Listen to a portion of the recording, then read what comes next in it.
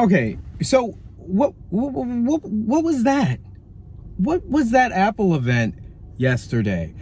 I had to take a minute because I had to collect and gather my thoughts. For a majority of this event, I was just kind of shocked at the amazing production, as the Apple events always are, and the lack of announcements. The products just didn't back up the excitement and the anticipation, which has seemed to be a theme this year for Apple. So what's going on, YouTube? Welcome to the Grant and Geek Show. I'm Chris Grant Jr. We're going to talk about this all.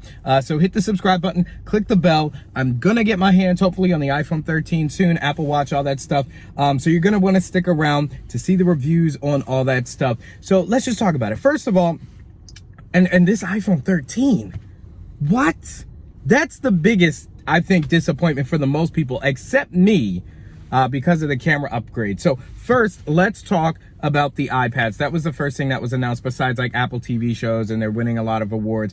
Those are great shows. I cover a lot of the big ones on my channel, WeSibs, with my sister. We cover your favorite movies and TV shows. So link will be down in the description below. Okay, so iPads. The iPad 329, the iPad Nothing, got no physical upgrade, but the internals are upgraded. It supports Apple Pencil. It's got the power. It's even got Center Stage, which was taken straight from the new iPad Pro, which, you know, where the camera moves around for your face and stuff. It's a great little iPad. It's a great price. I think that the design hurts. It's just super old, and unfortunately, Apple doesn't have like a 3-tier design when it comes to design, having like a lower end, cheaper look, mid-tier look, and then the latest and greatest.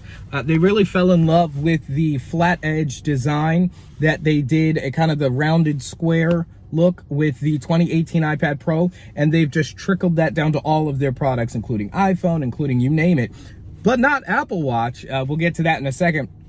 However, the iPad mini did get the upgrade. I'm like, that's just inconsistent, and it seems like it would just cost Apple more money over time. Why continue to make the old design? You've already moved to the new design with pretty much all your products now, all the iPads, from the iPad Air, iPad Pros, all that stuff. So why keep the iPad regular on this old, outdated design? I think that's going to hurt it. Now, the iPad mini looks fantastic. It's got the new rounded square look, great chip in it, but okay, I mean, I don't know. I'm personally not an iPad mini person, but I guess this is something good for a lot of people. The problem with the iPad mini for me is that it's too close to these increasingly growing iPhone screens. So we've got a 6.7-inch iPhone at this point, the Pro Max version. So the 12 Pro Max, 13 Pro Max now, 6.7 inches.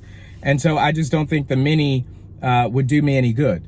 So moving then on to the Apple Watch, big disappointment here as far as what people were expecting, that flat edge rounded corner design to make its way to the Apple Watch. It didn't happen. And, you know, they talked about ceramic glass, like they made the glass harder so it won't crack as much. It's more of an edge to edge design. They got rid of some of the bezels, and that's a great thing. I think these are just tiny incremental adjustments that are not really mind-blowing, but the production was mind-blowing. I mean, as it always is, and I think maybe that just leads you subconsciously to expect more.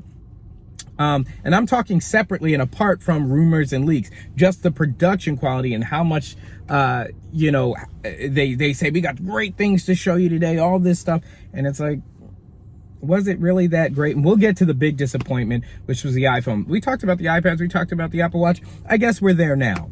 Let's talk about this iPhone 13.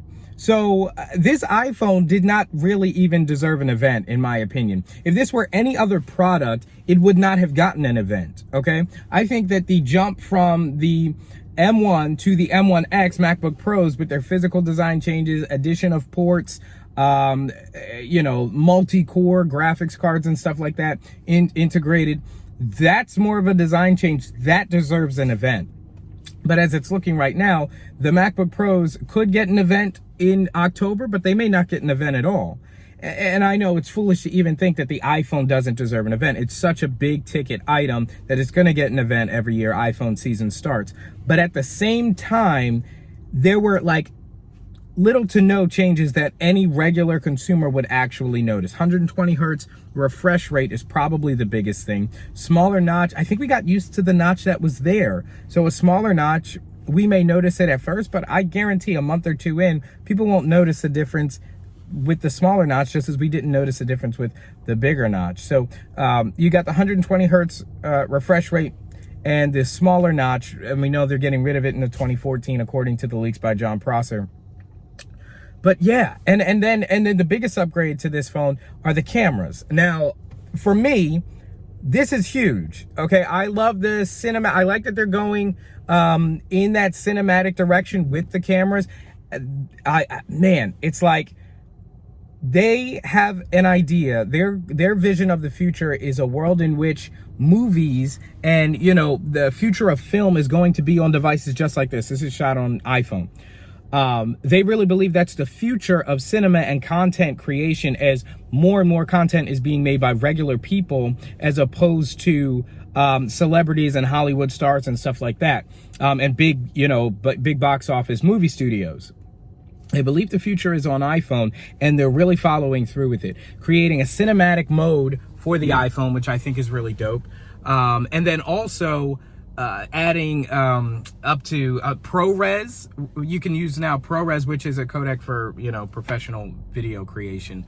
So this has got me thinking I'm probably going to go exclusively iPhone 13 for the camera for the Granted Geek Show when that's finally available, just to show you guys and to test it out.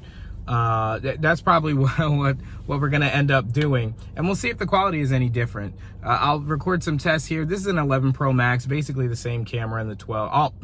Not besides a few minor changes, basically the same camera.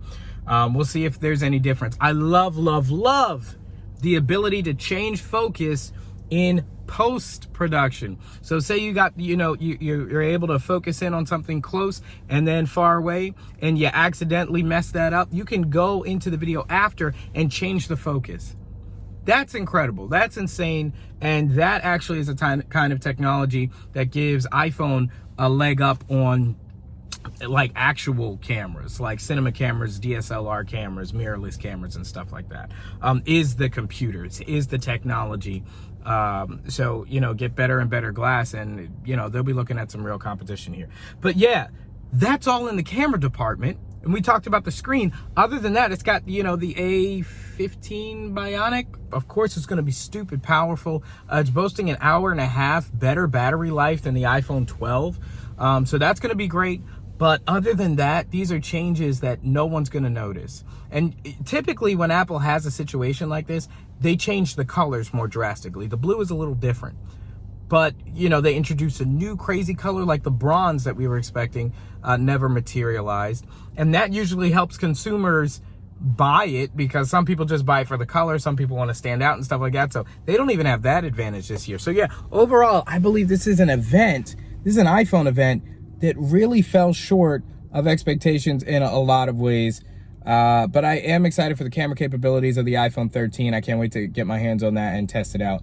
So, yeah, and no AirPods 3 at this point. I'm like, they're probably just going to release them without like any kind of update or announcement, or it'll just show up on the App Store. They may scrap the whole project because they're just getting old at this point, and I don't know who would really want to buy them in 2021 or 2022, as it looks to be more likely now.